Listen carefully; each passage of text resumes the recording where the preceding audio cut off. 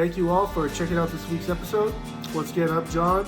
If you like what you heard and saw today, subscribe to our YouTube channel, find us on Instagram, Facebook, and Twitter, and check out our brand new merch store with hats, coffee mugs, t-shirts, other cool stuff coming down the pipeline. Again, thank you all for support. Be safe and see you next week. How's it going, everyone? John here, the host of Spear Talk. And once again, we get to welcome our good friend Andrea Crosta to the show. Andrea is the founder and creator of Earth League International. You've seen him and his company on two of the best documentaries in the human or animal trafficking game. The Ivory Game on Netflix, Sea of Shadows on Hulu. And I do want to say the what's happening out in the world right now. Last week I was going through a bunch of news articles and stuff, and I actually went back and watched Sea of Shadows, which I want to talk about again. And everything that's happening right now in the world as it pertains to, say, something like the oil issue with gas or open borders, no matter what country you're in. And not to get political, but when events like this that affect the global level, I started thinking, well, people like Andrea and Earth League, they're still trying to fight animal trafficking, whether it's a pandemic or not a pandemic. And with something like gas, how much is like the oil stuff going on right now or open borders, how much does that have an effect on your operations? And does it affect the bad guys at the same time? Yeah. So the bad guys are not really affected, honestly. They're being a criminal means, be creative and adapt to problems. And so they're very, very flexible. They went through pandemic. They made money through the pandemic. So we were in contact in the past 2 years with some of the most important environmental criminals in the world, the wildlife traffickers, during our intelligence gathering and undercover operations, and they just change. They just adapt. Okay, you cannot send the stuff anymore with a mule, but you do it. But on the plus side, most of the customs office around the world were understaffed because of the pandemic. They were not checking anything, so there is great, right? So from their point of view, I don't see any big difference. From our point of view, of course, we were able to travel a little less, although we were operational throughout the pandemic. Small NGOs like us suffer, of course. So all these global crises, one effect is to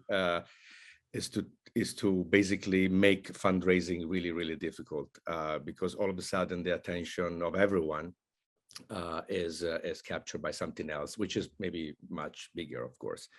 Right. So first you have pandemic and wars and this and that. So when you approach a potential donor, even with for a very important operation, like what the things that we do in the field, they are often distracted by, rightfully so, of course. It's not as difficult to work with what we are seeing now in these days on TV. You are not allowed to complain about anything. That's my personal opinion, but but it makes things complex. On top of the fact that what we do is already complex to explain. We focus a lot on the convergence of environmental crime with other serious crimes, especially human smuggling and money laundering and narco trafficking. So it's already a very complicated pitch in general. In one of the articles I saw, and I think it came out last week, I don't know if it was Newsweek or something like that, where they had this correlation, and basically what we talked about last time, what you kind of just hinted to, this correlation of animal trafficking, say with the tortugas and the vaquitas and all that stuff, through the Mexican cartels, then tied into China with the drug trade. It was this very interesting how, I guess you never realize, and I know you talked about this before, but I think it's important that people realize that while you're maybe combating, going after, stopping poachers for jaguars or the shark fins and stuff like that, these crimes, these cartels and smugglers are doing are tied into a much bigger thing as well, whether it's drugs or human trafficking. And I found the article it was refreshing because it felt very more mainstream, as opposed to having to search for something like Earth League International or have the chance to watch a documentary on it. And I thought it was super powerful that maybe, just maybe, with the pandemic and stuff clearing up, that people can start focusing on these other issues too that have been going on the whole time. Yeah, exactly. So we are trying to explain that with with data coming from the field. So it's firsthand information that at the very top of of environmental crime and wildlife trafficking, you find individuals who have their hands into everything. And everything becomes a commodity. It doesn't matter if it's shark fins, jaguar parts, people, anything. And this, of course, complicates a little bit the whole thing and raise the bar of the professionality that is needed to go after these people, but at the same time offers an opportunity to attack these networks and these traffickers with new tools, using new laws. I call it, for example, we have been working a lot in the Americas in the past 5 years. So South America, Central America, and North America. And we have identified around 22, 23 different trafficking networks, and a total of 70 individuals, of which at least 30, we think they are the most important wildlife traffickers in the world. So they do all kind of stuff. And they are able to put together 2 containers of shark fins every month. They, at the same time, they're able to offer you illegal timber, 300 jaguar fangs in one meeting, which is 75 animals. And at the same time, they explain you how they smuggle people, Asian workers, into the United States and make around $500,000 a month, and how they launder $70 million a year. Using other bad actors, helping other bad actors to launder the money. So this is what the highest level of environmental crime looks like, and it's our focus, of course. This, so it goes without saying that if you are operating below this level, they don't care about you. Honestly, it's like back in the days asking Pablo Escobar, oh wow, they arrested 200 people for drugs in Los Angeles. He couldn't care less. But this is how we are fighting environmental crime now. Everyone is obsessed with the little fish, with the poachers, with the illegal fishermen, and this is a gigantic mistake, because they are as exploited as the commodity they are getting. You offer someone in Africa 2 years of salary to kill an animal, to kill an elephant. Of course they do it. I would do the same probably if you have a family of 10 waiting for you at home. But they became the villain for everyone. While in the meantime, you have these top traffickers, and we call them ghosts, because you don't know they exist. You don't know their name. You don't know where they live.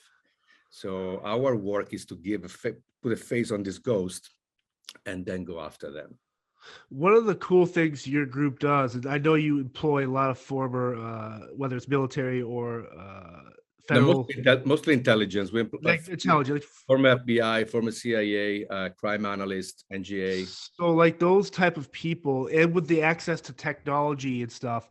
And I know you can't really talk about specific things, but I find it so fascinating that all the stuff is deployed at your level to try and find these ghosts. It's just really, there's the idea of the undercover work and the undercover buying and selling and the espionage aspect to it. But then when you get the analyst type stuff and like the overhead stuff and the photography and video, like it's crazy how you're able to bring this all together and like put it towards one awesome cause.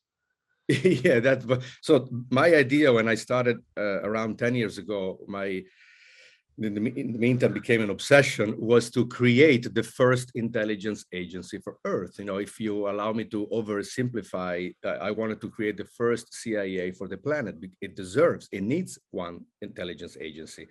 And it's different, doing intelligence is different from law enforcement, is different from short-term investigations. Intelligence is different. Intelligence means to become them. We become traffickers, although we never commit anything illegal, but we get very close to these people. We stay with these people for months, for years. We got invited to family events and weddings, and we go there and we film everything. We capture every single information for a long time. And we capture also information about what these people do legally, because they are masters of overlapping legal and illegal. There's a reason why some of the most important wildlife traffickers in the world, they also have import-export business, restaurant, hotels, Yeah. Art. exactly. So exactly. So, but a good intelligence officer and a good intelligence agency is able to capture all kind of information. And then this is our part of our mission. We try to produce actionable or usable intelligence that we can share with trusted law enforcement agencies, and they can do the rest of the job, because this is the ultimate goal, of course. And we work a lot with the U.S. authorities. We collaborate actively with at least 3-4 federal agencies in the U.S. In a very intimate way, to the point that we have joint operations, and also we help in other countries, local law enforcement. For example, last year, the Mexican authorities arrested 6 people using our information. The Bolivian authorities arrested 5 of the most important jaguar traffickers in the region using our information. So this is also something that we do, happily, of course, helping local law enforcement. Again, last week, busy week, on the news, Chris Brown, the singer, R&B artist, he has a couple of pet monkeys or chimpanzees, I believe, and his guy that imports these was arrested because it was whatever he did, he illegally trafficked the animal into the United States. He said it was allowed to be in California because he bought it in Nevada. Whatever the story was, it was fascinating because he appears to be the type of person that's tied into a bigger network, right? For these ultra high net worth individuals that, hey, I don't care where I'm living. I need you to get me either a stuffed jaguar, a living jaguar, whatever it is. So as crazy as that TMZ headline reads, it's crazy that a celebrity is openly doesn't question where that animal's coming from. It's not like a dog or a cat where, yes, or a horse or something that's in your country. For someone to have a jaguar or a chimpanzee like that, is it tough for your job where celebrities or people of power who might not, I'm not saying Chris Brown's a bad person, nor did he probably understand the process this animal got to him, but when they plead ignorance to that, it must be tough because these are the same type of people you're trying to get fundraising from to understand this is a real problem affecting everything. Yes, yeah, and as I always say, if you are famous and if you have a high, public profile, you have triple the responsibility to do the right thing and to show the right thing, because people are following you, and so that and the damage that you can do by showing the wrong thing to a lot of people, it's a lot. And maybe they are generally ignorant. Maybe he didn't know. Right. And I'm not saying that, that's but we are in the 21st century. It's not every, it's, you spend the 5 minutes on the internet and you probably will find that what you're doing is not right. So it's not a lot of effort to understand if you're doing the right thing and if you're breaking any law. But it happens all the times. It's a superficiality is I don't care. I want this animal, and or I'm above the law sometimes, because it's me.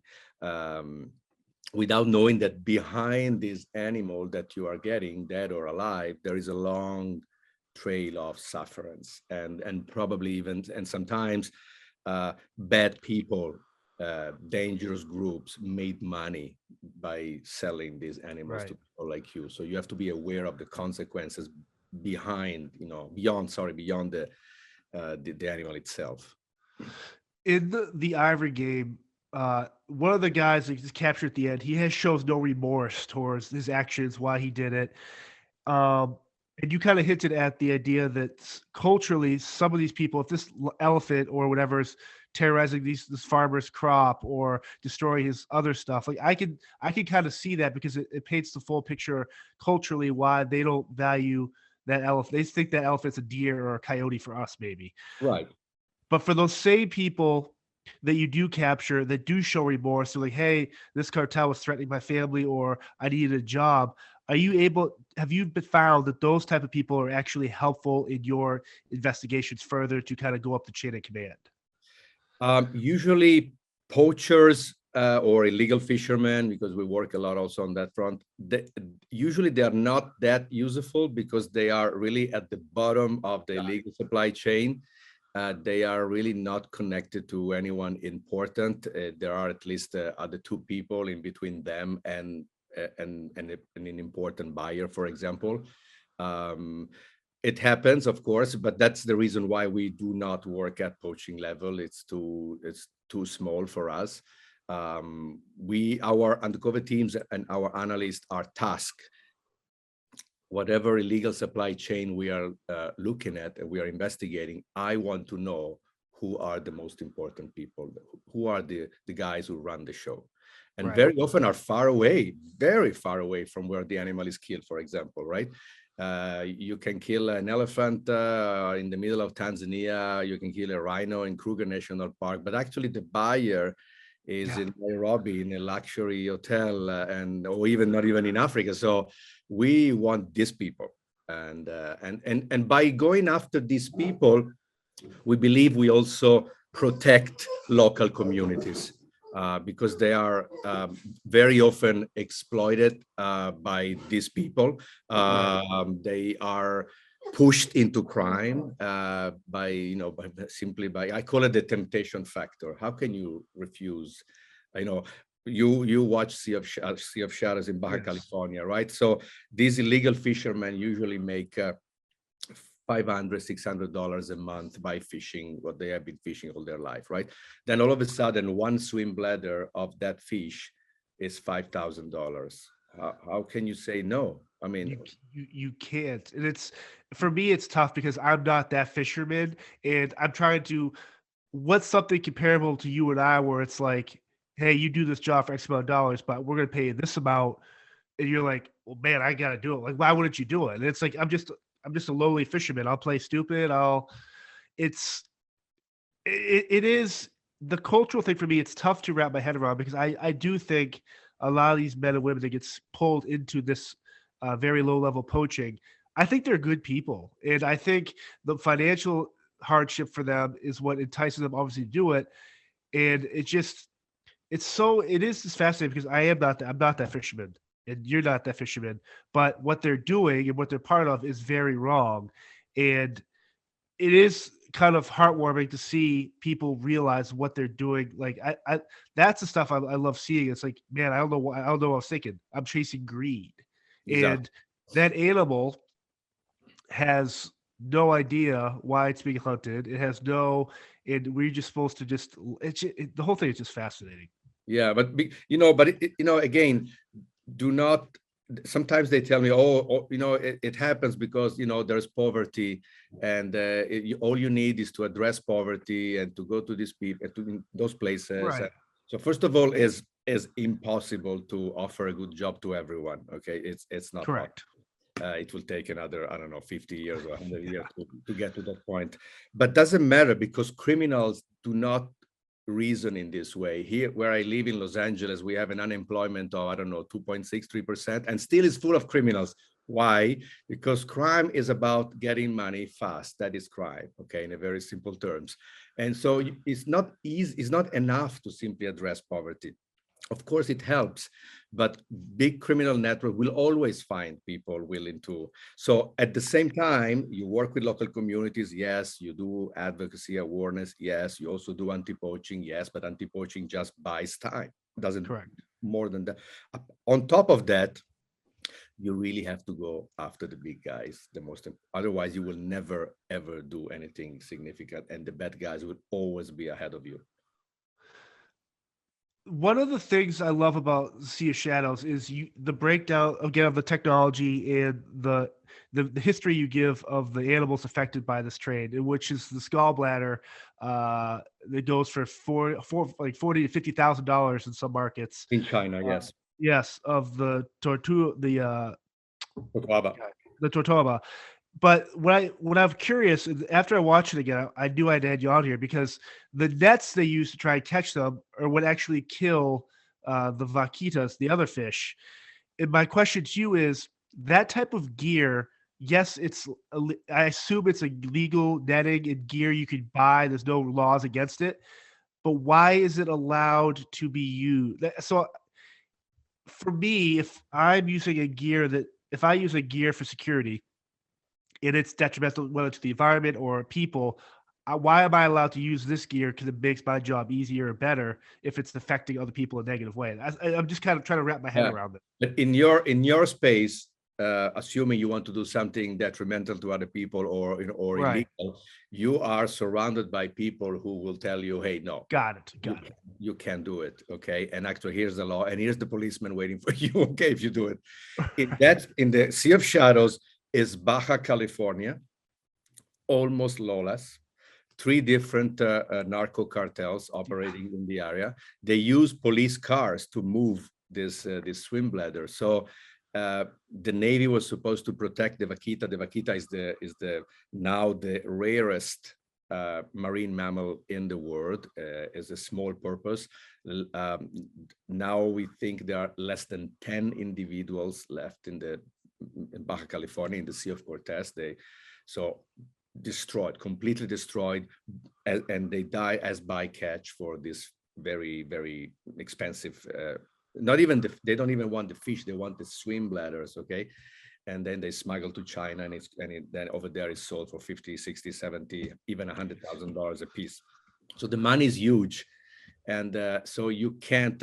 Yes, they should not use these gill nets, but they do because it's Mexico, and it's terrible. In my opinion, this particular story of the vaquita, in my opinion, is an epic failure of conservation. In about 12 years, Mexican government, American government, and NGOs spent more than $100 million to protect this purpose, and is going extinct, and is not going extinct in the middle of the jungle of Congo. Is going extinct 5 hours drive from Los Angeles, and this is.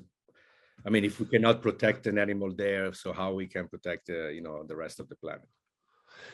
For you, is it tough when people approach you or say, I mean, I'll play devil's advocate here. I'll be Joe Schmo, whatever. Andrea, why does it matter if this fish dies? Or why does it matter if this fish gets eradicated? Or who cares, right? Yeah. That type of thinking, it seems so low level grounding. It's like, why not protect all life if you can? We do actually, but Right. in fact, for example, these gill nets used to fish the totoaba, and they kill the vaquita. They don't kill actually only the vaquita. They are very super strong nets, right? They kill whales. They kill sharks. They kill turtles. They kill seabirds. I saw with my eyes. So they are killing machines. They're actually destroying the marine life in the Sea of Cortez. So the vaquita became the symbol of what we are doing to the marine life. So sometimes you use as we call it, flagship species, right? Something that you can, Right. helps you to get the attention of the people, but actually you are fighting for the whole Sea of Cortez, Baja California. This is what we are trying to do. Of course, the world will continue even without the vaquita. Of course, I'm the first to say, but that's not. I mean, maybe I'm a bit idealist here, but I was born with a really, really strong desire to protect nature, and I believe that nature has the right to exist regardless what happens to us, and I see myself and my team as guardians for this. That's our job, is to protect nature, and as my good friend Jane Goodall says all the times, we are connected to. We don't know how we are connected to the vaquita and to the Sea of Cortez and to the ocean. So sooner or later, we will pay the price for these, for all this loss. It is just heartbreaking watching a species of animal get eradicated. And for you guys, especially when you work so close to certain animals, there's some nights where it's like you're on the cusp of losing the animal forever, or another 10,000 were killed this month. Like, are there restless nights for you and your team when you're actively, obviously, trying to stop this from happening, but there's only so much you can do, and it's like, how do you mentally and physically wake up every morning knowing we did our best, but maybe our best wasn't good enough? Well, often, sometimes before coffee in the morning, I have a moment of oh wow, well, that's tough. Yeah. But then, to be honest, again, you go back to, at least for me, you go back to how you see nature, right? How you see these animals. For me, it's my family, and and I don't need anything. I fight. You would fight for your family, right? Every Right. day. Right. You don't even need hope to fight for your family, because you fight for your family. That's it, every day. And that's how I see myself and my team. We fight. We don't need hope. I actually don't like the concept of hope. I know it's a bit strange to understand, but hope is sometimes, you know, you are giving the responsibility on somebody else. For example, it's normal, for example, these days, to give the responsibility to the next generation. Well, the next generation will find nothing if we continue like this. Right. So yeah, there are moments when you say, wow, that's tough. Maybe it's not enough what we're doing, but doesn't matter. We are doing it. Look at what I know. It's a completely different uh, uh, story, but look what is happening in these days in Ukraine. They're fighting for their country no matter what. And I Right. don't know if they have hope or not, but every day they fight, and that's the spirit, honestly. Right. Do you think there's enough in the mainstream when in terms of organizations or just even media or television shows? I know besides Sea of Shadows or the Ivory Game, there's one or two other ones, not nearly as I don't want to knock them, but you really get the picture of what animal trafficking is through both those documentaries. And obviously it's a big part of with Earthing International and Sea of Shadows, some of the Sea Shepherd stuff. But is there enough out there being done to put this in the mainstream on streaming, like Netflix or Hulu? Like, what else can be done where it's like people need to understand that if it's not Earthing International, there's another great group out there that is trying to do the same thing?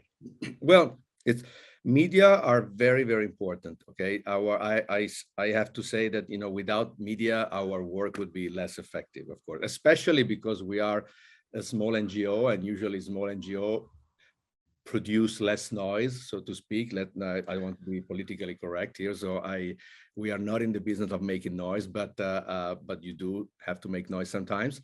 Are super important. In fact, last year, we closed an agreement with a well-known film production company here in the U.S., Cross Creek Pictures. Nice.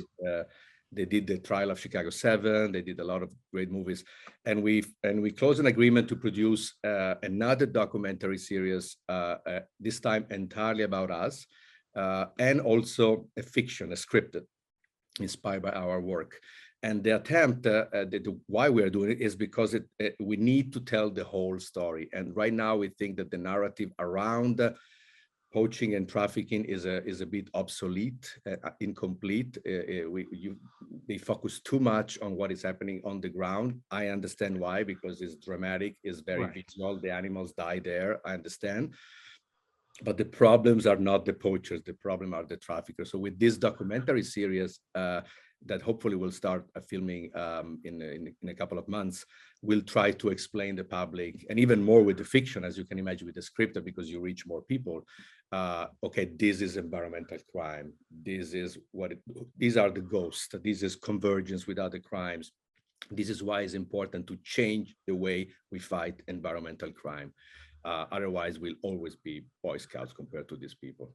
I'm glad you brought it up, because every time you see animal trafficker arrested or poacher stopped, whatever, they show the picture of the authorities either over the dead animal with the ivory tusks or horns they have, or it's just a picture of the poacher in cuffs, whatever. And I think if you don't do enough research on your own, you think that's the end of the problem. And like you said, the ivory that wasn't stopped, or this guy that wasn't arrested, that stuff that wasn't stopped went somewhere.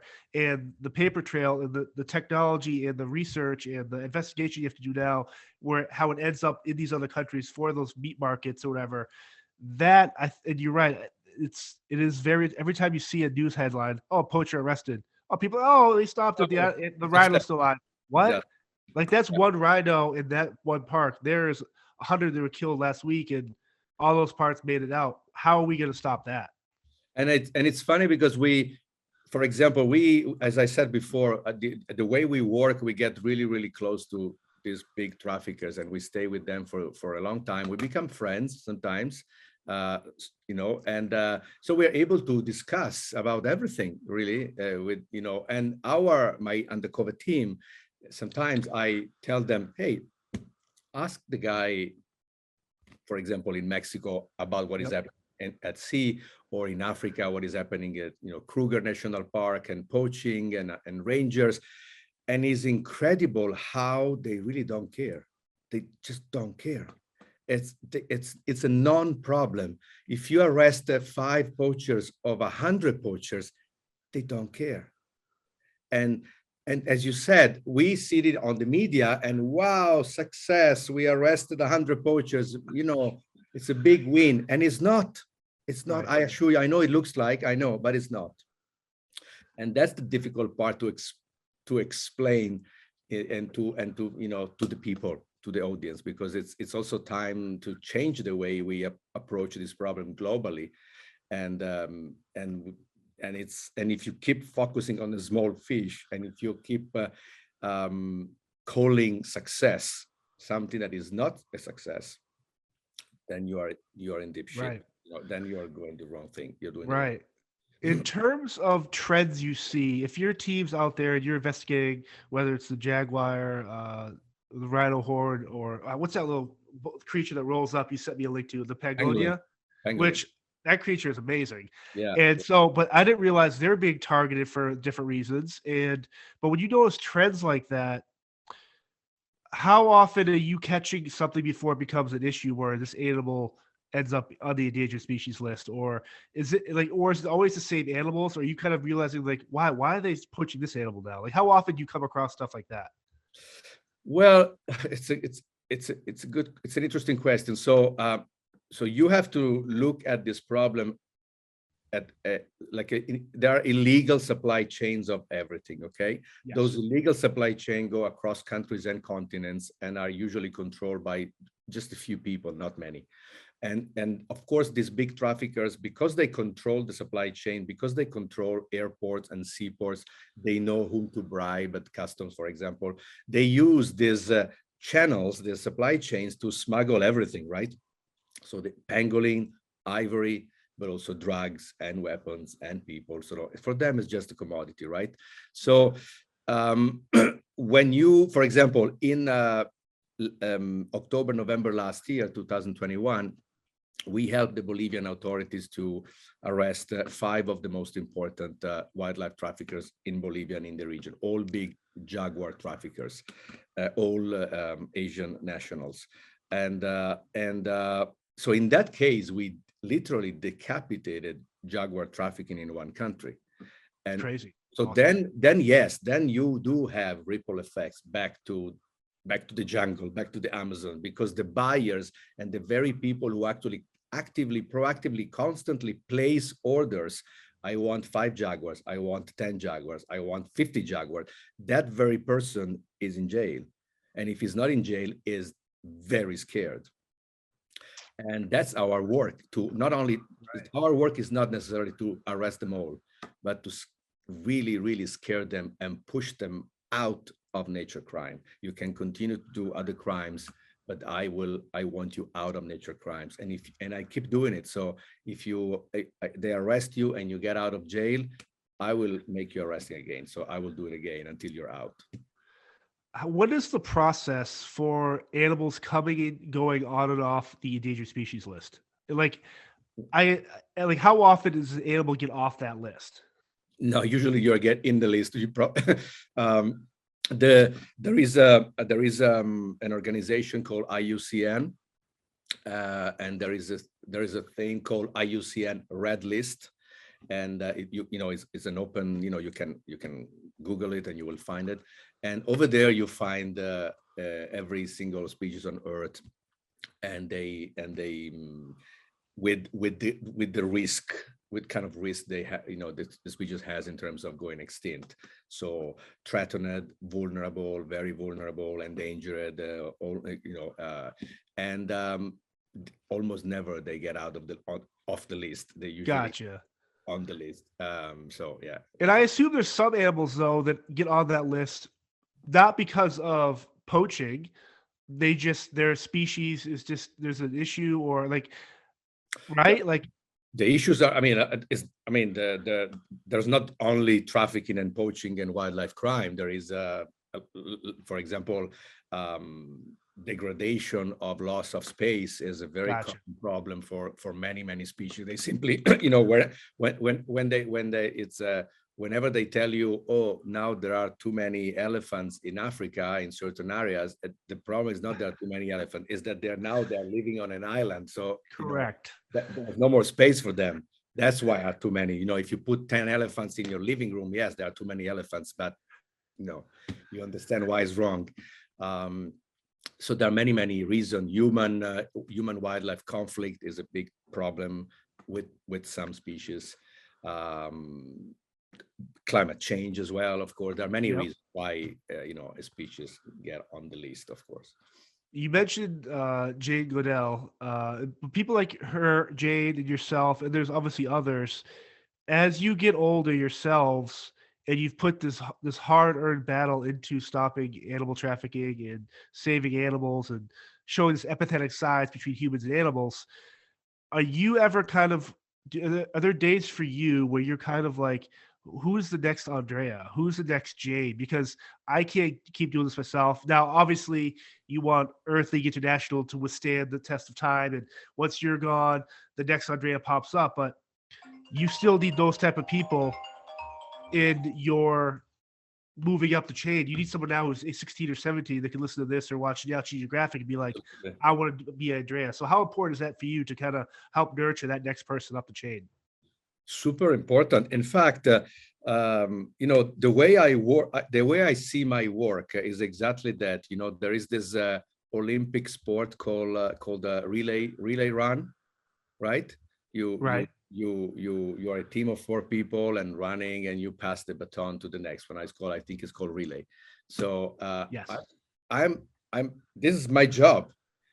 We are in a relay run. I'm running as fast as I can with my baton, and I'm going to give it to someone one day. And the fastest I run now, the better it would be for this person, because you will have more chance to do something about it. And so this is exactly what you just said. New generation, new people coming on board are super important.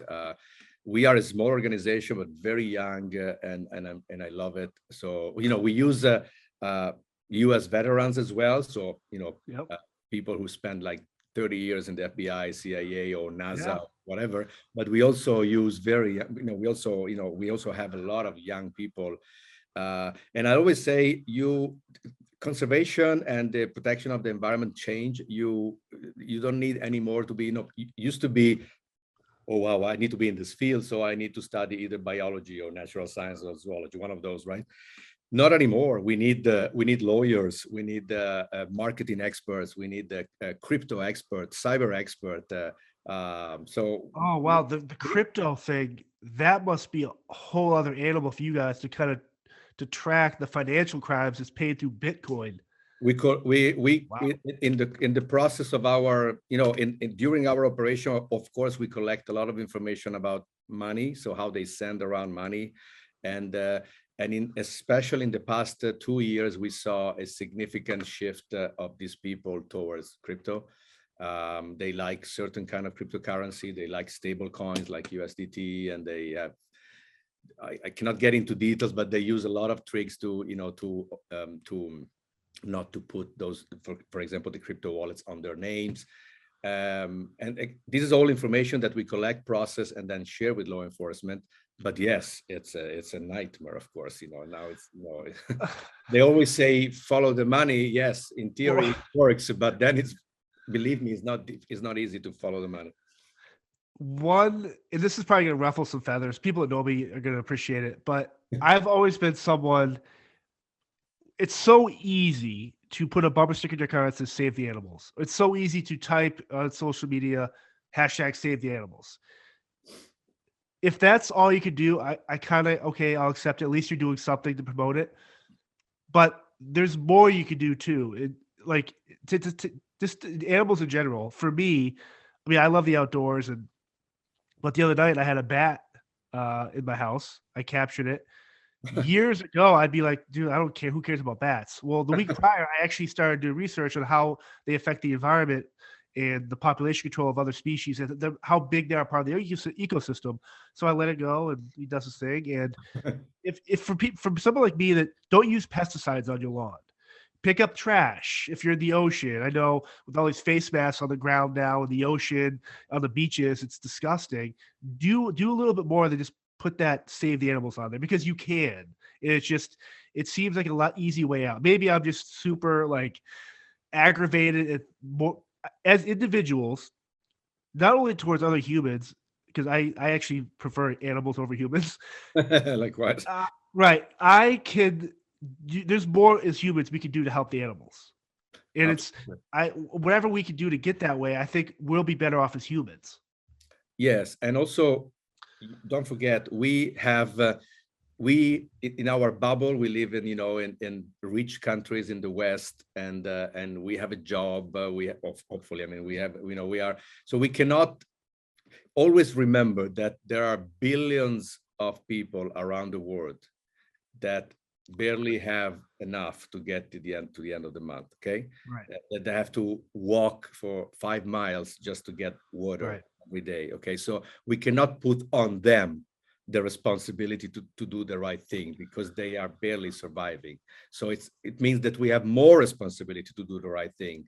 It's even more, is a moral obligation to do the right thing, to differentiate garbage, to save water, to do the right thing, as you just said, because we are the rich people, and I underline, yes, we are rich, and doesn't matter. Right. It doesn't matter what, compared to these people, we are rich, and so we have more responsibility, and we have to accept this responsibility. And if you don't do that, if you just don't care, is ethically and morally disgusting, really wrong. Yes. We don't need you, honestly. In terms of you guys, and by you, I mean Earthing International, the recruiting process, how do you engage? Obviously, there's a lot of word of mouth, whether you're FBI or CIA or someone that has been working with you. And the couple of guys you show in Sea of Shadows is awesome. Like that one scene with a drone above your head, and the guy's like, "We gotta get out of here." Is that your best type of recruitment to get people involved with Earthing International in terms of, hey, I've been here a couple of years, you're gonna love this. It's intel, it's all this stuff, but we're saving animals, and there's less ego here. There's less politics in a sense. Like we could do a really good thing here. Is that the number one recruiting tool for you? Yeah. Of course, we have to be very, very cautious. We process very delicate information, including information about important criminal networks. So we always, infiltration is an issue for us. We never happen. Wow. We are very, very careful. We have a whole system, a secure system to exchange our information online. That is not the regular system. Yep. We use special apps, and also the recruitment process, as you can imagine, is mostly word of mouth, especially the operation team. So we need a lot of references. We need to know well a bunch of people who know you well. Then of course we also recruit young people. We have our senior crime analyst. Her name is Chiara, and she's 28, and she's Awesome. And she's one of the most important persons in my organization, because she helps us to understand what we get from the field, right? But again, we have to be very cautious, because they try to get in our organization to simply to understand what we're doing, and that's it could be a problem. How easy is it for have you had an audience yet with the Senate or like a House of Congress, the United States, or other world leaders or their parliament or people, to get them actively engaged in this from a political standpoint? Is it tough to get that audience because there's so much other stuff going on in the world that this just gets put on the back burner? Yeah, especially the past 2-3 years. You can imagine, first a pandemic, now a war, so it's difficult. But there's always audience, and also especially because we because we combine, we work under this umbrella of convergence, so we combine different problems at the same time. So our confidential briefs contain a lot of information, of course, on wildlife trafficking, but also about money laundering and human smuggling and crime in general. So we always have an audience for that. We collaborate with a bunch of people in Washington, D.C., and we have a lot going on. The problem for us sometimes also, especially, when, for example, for fundraising, is that we are able to share maybe 40-50% of what we do. The rest, Right. we can't. It's simply too delicate. There are people who know exactly what, our most important donors and also our partners, they know it all, of course, but with the public, it gets, for example, this year, in 2021, we started working in the US as well. So we did 3 undercover operations in the US with the US government, federal agencies, and we cannot talk about it. And that, right. That makes my makes it even more difficult to talk to people and to raise the fund that you need. But it is what it is. Certain, the intelligence means also be mindful of the information that you process, and you cannot share. In terms of that information, whether it's another 3-letter agency or whatever, or a group like Sea Shepherd, are there other groups out there besides like Sea Shepherd that do what they do to a specific animal or cause? And Many groups, of course. Okay, but I guess my question is, there are many groups of Sea Shepherd. It's a great organization, but they are into anti-poaching, so poaching and anti-poaching. Gotcha. At sea, whatever, but it's still yes, removal of the nets and going after illegal fishermen. So there are many organizations in the world operating in the space of anti-poaching, either at sea or on land. Of course, the concept is the same. There are only 3 organizations in the world operating in doing what we do, and I co-funded 2 of these 3. So that's awesome. This gives you right idea of the problem as well. Okay. Again, I'm not saying don't do anti-poaching. Of course, you have to do anti-poaching. Yeah, it's part of it. It's part of it. It's part of the approach. But at the same time, if you also don't do serious anti-trafficking, serious intelligence gathering operation, you're just delaying the inevitable. That's it. It seems like those anti-poaching groups, which are great, like do your job, but when you stop something like that, how inclined are they to reach out to you guys? Hey, we stopped this. We noticed some trends here. The last 2 arrests we've made. You might want to put this in your file or send an investigator down here to kind of like how I would hope that groups know what Earthling is, or a group like yourself that are able to, if they notice trends, or taking notes and kind of be like, hey, let's maybe pass this information along, because we could delay, like you said, but they're going to be able to stop this guy, this art dealer in Chicago who's buying these hearts and ivory tufts. Like, how inclined are they to reach out to groups like you? Not much, honest. There is very little collaboration among NGOs, and for various reasons. And it's we can talk 3 hours only about this. Right. We tried, of course, we try. It's not that we don't try, but we try. But it's difficult. Either sometimes the information that they have are honestly for us too simple, too close to the ground. They don't have significant intelligence value on the international supply chain, right? Something's happening in San Felipe, Baja California, and it's a long way to the top guy in Singapore, for example. You can imagine how many passages are in between. You have to uncover. But very often, unfortunately, that's in my opinion, one of the most important problems we have in our space, and a liability for nature and for Earth, is the lack of collaboration among environmental NGOs. They are all, they tend to be very territorial. There's also, of course, an issue of money. So they don't, simply by working with you, they might expose you to their donors, and that's a no-no.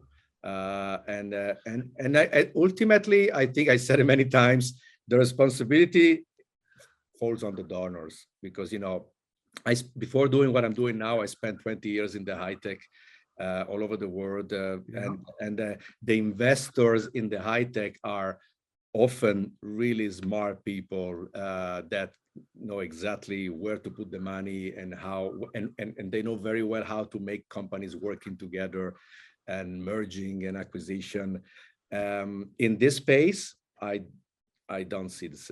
No, the donors are often, not so informed about what should be done. Right. Not willing to bet on new organizations, for example, it's a very, as you can imagine, it's a very emotionally driven Yes. space. Okay, everything. I always joke around, and now I know I will get my list of enemies will get longer. Doesn't matter. I live in Los Angeles. You go around in Los Angeles, try to raise funding. If you go around and you show a picture of a baby elephant, you raise $3 million in a night, in a night. Okay. If you go around and say, hey, look, I have a patrol of rangers killing poachers, and I need your money, you will get your money. But when I go around and start talking about international supply chains and convergence and big traffickers, it's too much. It's simply too much. And also not really emotionally, they need emotionally charged stuff. They need to feel good. Oh my God, I just rescue a baby elephant. And again, don't get me wrong. Of course, you have to rescue baby elephants. I'm not saying don't do it, but I'm in the business of producing less baby orphans, elephants, right? So Right. you do also that. You cannot keep rescuing and rescue. It's like human trafficking or sex trafficking, okay? It's okay to rescue the victim, of course, but then you also have to go after the guy. Otherwise, he will do it again and again and again. So this is the challenge when I explain what we do. I find that funny that there'll be a millionaires there at a steak dinner, whatever, and I'll give $1 million, but only to the elephants and the giraffes. Like, what's that little thing? Exactly. What's that like little, what's that little thing balled up, or what gallbladder? Nah, I want to go on the rhinos. It's like, animals are. Let's save all the animals. It's like if I have $1 million, and if I win the mega bucks, all that, my first thoughts are Earth League International. I go save as many animals as you can. I don't need. Yes, I want to live with a baby elephant or a baby giraffe. Exactly. I want to hug them and kiss them, but use my money to save all the animals, because I think if you save one, you're going to help save the others too. Absolutely. And I'm trying to explain to these people that our approach to go to the top has an impact on many different species at the same time, because that guy, our target, is into ivory trafficking, rhino trafficking, pangolin trafficking, jaguar trafficking, all of them. So by going after a specific person and a specific network, you're actually having an impact on many different species at the same time. And that's the part of the narrative at the moment that is still missing. Right. That is not fully understood by the public. Now, Earth League, obviously, International has the website. They've got all the social media with updated information, a lot of quotes, a lot of news stories. I know you just released something you did with LifeGate, which is an awesome article about you talking to the information, the technology, and the networking. In terms of people that want to reach out, or maybe is there publications, or like if people want to read a book or something, do you have stuff like supplies like that people can tangibly either hand out or just kind of like leave at a desk or a library somewhere for people to kind of read and stuff? There are a few actually. Let me see if I have. I think I have it here somewhere. Well, first of all, you can subscribe to our newsletter. Yes. On our website, and every month we try to publish something interesting. For example, last month we published something about. We try to explain what convergence is. Yep. On our website, you also find online. We produce a lot of confidential reports for law enforcement, but we also produce public reports, and are really good, deep. Even probably too big reports about what we do. So about rhino, about elephant, ivory, about totoaba and the vaquita in the Sea of Cortez. We are working actually on a very probably our most important report so far. We'll be publishing in a couple of months, and is about what we discussed today: how environmental crimes are linked to other crimes. So I invite you guys follow us to, I will Awesome. we'll be able to discuss this report together, because I think will be eye-opening, honestly. No, it's awesome. Well, I know you mentioned the documentary or the film series potentially coming out and getting put together. Any other things going on in your world that you want to share with us? Have you thought about writing a book? Just you about how you went Yeah. from 20 years of the crazy cyber stuff to what you're doing now. 'Cause I think it's a very fascinating story. Yeah, no, of course. As a matter of fact, my next call is with a publisher, so he's right on, and I'm getting a few requests, and I'm just it's my problem is that it requires a lot of time to Yes, write, it does. and I'm juggling so many things at the same time at the moment. We're beginning a new operation new long-term operation in Costa Rica, one in Colombia, with awesome. around Mexico. So we have a lot going on. But yes, sooner or later, I will do it. And yeah, absolutely. Before I go, you just mentioned like there's different operations. Obviously, that stuff is information-wise protected. Like there's a whole network you do to preserve what you're finding. But I kind of picture you sitting at the head of a table every month, and like all these people present together. Like, is that how that works? Where you know everything every week or every day, like what's going on with each operation? Yes. But things are getting bigger and bigger. So I thank God I have, my right arm, Mark Davis. You saw it. You saw him. So 28 years with the FBI and CIA. He's our head of intelligence. So he's supervising all this, not only the operations that we carry just us, but also the one that we have in collaboration, for example, with the US government. It's a lot of work. And my analyst, Chiara, and her colleague knows more than me. So sometimes by law enforcement, I'm asked, oh, what about this guy? And I said, wait a second, I don't know who's this guy. Let me ask my analyst, because they will tell me the whole story, family history of this guy. So we got already to that point. So I cannot follow every single bit. But I would like to do more, of course. Unfortunately, my job is sometimes, for example, fundraising is part of the job. I hate, is the worst part of my work. I actually suck at fundraising, but I have to do it. So I would love to be more involved with my team now. Maybe one day I'll be, I would be working more with them, but now it's complicated. Well, this has been awesome. Once again, have you on here, Andrea. I wish you success. I wish Earthing International success, and look forward to having on here in the future again. Thank you very much for having me. Always a pleasure. Thank you. How's it going, everyone? John here, the host of Spear Talk. You might not know this, but before I record an episode, I like to break a sweat. And I do that using the Chop Fit. Over the course of the past year, the Chop Fit has allowed me to lose weight, tone up my body, and feel even more amazing about myself. A feeling that you should all feel about yourselves as well. If you use this code, SpearChop10, you get $10 off your order. Once again, use code SpearChop10 for $10 off your Chop Fit order. It'll change your life. Thank you.